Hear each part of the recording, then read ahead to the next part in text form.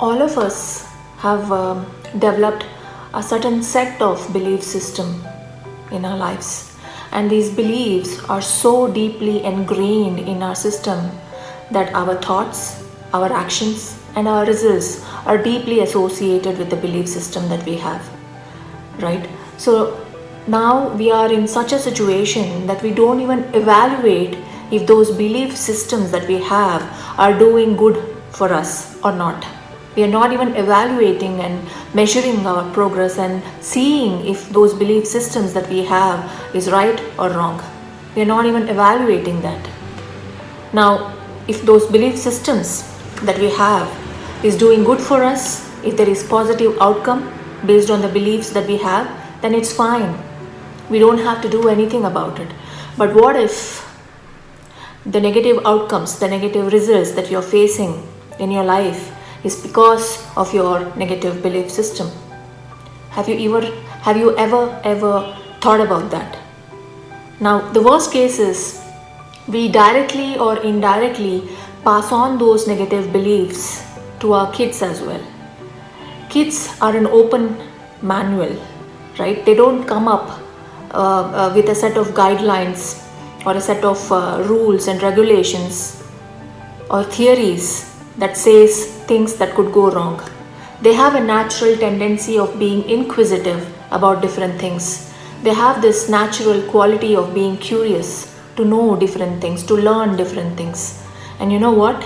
Curiosity is the natural ingredient of growth.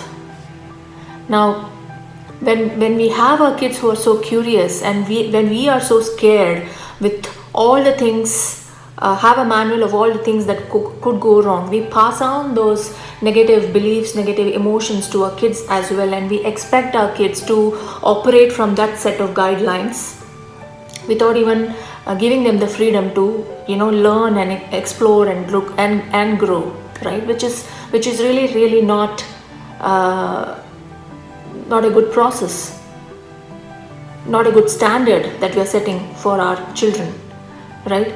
So we need to understand, wherever there is curiosity, there is growth. Now, if you don't believe me, look at an infant next time. It is so curious. It is so curious about different things around it.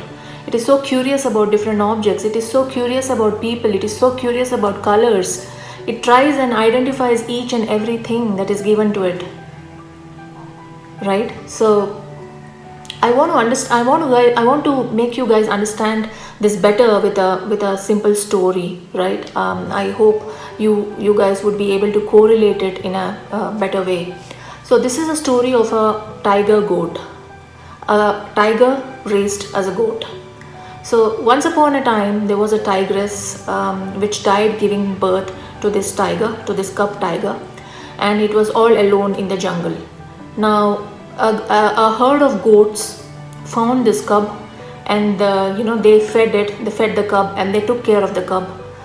And this cub developed into a tiger along with the other goats, right? So it automatically developed all the habits that these goats have,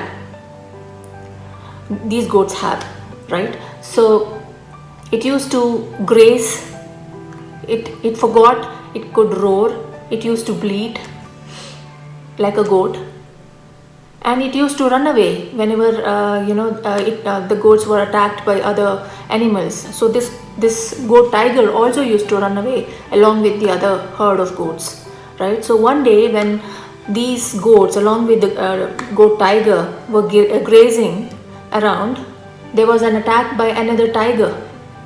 And as soon as the goats saw the tiger, they all were frightened and they ran away.